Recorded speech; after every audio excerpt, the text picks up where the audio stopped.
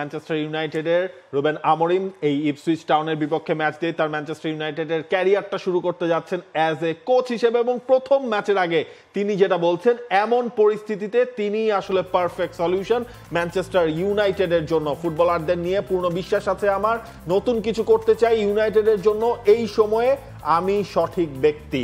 খুবই ভালো। দেখেন এই জায়গায় কিন্তু আমরিমের ওপরও চ্যালেঞ্জটা কি, যখন হচ্ছে গিয়ে টেন হ্যাগকে স্যাক করা হলো, এরপর রুড ভ্যান নিস্টেলরয় তার অধীনে সবগুলো ম্যাচ আসলে জিতেছে ম্যানচেস্টার ইউনাইটেড। এরপর যখন বদনটা হলো নিস্টেলরয় তিনি দায়িত্বটা আসলে ছেড়েই দিলেন। ইনফ্যাক্ট এখন যখন আমরিম আসলেন, আমরিমের কাছে তো আসলে একটা ফ্রেশ স্টার্ট করা ছাড়া কোনো উপায় নেই এবং এই আমরিম যিনি ম্যানচেস্টার সিটিকে তার হচ্ছে একটা বিগ ম্যাচে চ্যাম্পিয়ন্স লিগে আসলে হারিয়েছিলেন। রুবেন আমরিম যখন ইপসুইচ টাউনের সঙ্গে তার একাদশটা নামাবেন, তারপরে আগ্রহ যেটা নিয়ে থাকবে যে তার থ্রি ম্যান ব্যাকলাইন কেমন হয়।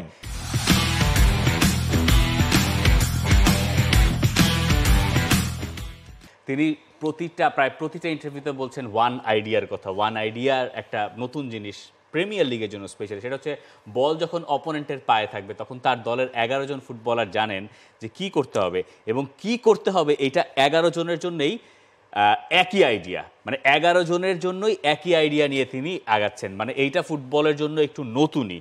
রুবেন আমরিমকে যে কারণে এখানে কোচ করে আনা হয়েছে যে তার চিন্তাধারা নতুন, তিনি ইয়াং, মাত্র 39 বছর বয়স এবং এই ম্যানচেস্টার ইউনাইটেড যেটা মানে সময়ের সঙ্গে কালের গর্ভে হারিয়ে যাচ্ছে টাইপ একটা অবস্থা, তাদেরকে টেনে তোলার একটা মানে দরকারি টেনে তোলা, সেই জায়গায় রুবেন আমরিম সেই কাজটা পারবেন কিনা এটা একটা দেখার বিষয়। ইপসুইচ টাউন প্রথম ম্যাচ হিসেবে বোধহয় তার জন্য সহজই আপনি তুলনামূলকভাবে বলবেন, কিন্তু কোনো ম্যাচই প্রিমিয়ার লিগে সহজ না, সেটা তো আমরা টটেনহাম আর ম্যান সিটির মানে আনপ্রেডিক্টেবল ম্যাচটা দেখেই বুঝতে পেরেছি। এবং এই জায়গা হচ্ছে গিয়ে তার একটা প্লাস পয়েন্ট হচ্ছে লিসান্ড্রো মার্টিনেজকে হয়তোবা তিনি আজকের ম্যাচে পাবেন। সেই হিসাব করলে আপনার যদি থ্রি ম্যান ব্যাকলাইনও যায় সেখানে একটা বড় সলিডিটি আসলে লিসান্ড্রো মার্টিনেজ যদি খেলেন তখন হচ্ছে হয়তো দিতে পারবেন।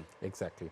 আমরা একই সঙ্গে একটু কথা বলতে চাই আর্সেনাল এবং চেলসিকে নিয়েও। চেলসি তারা জিতেছে 2-1, লেস্টার সিটিকে তারা হারিয়েছে।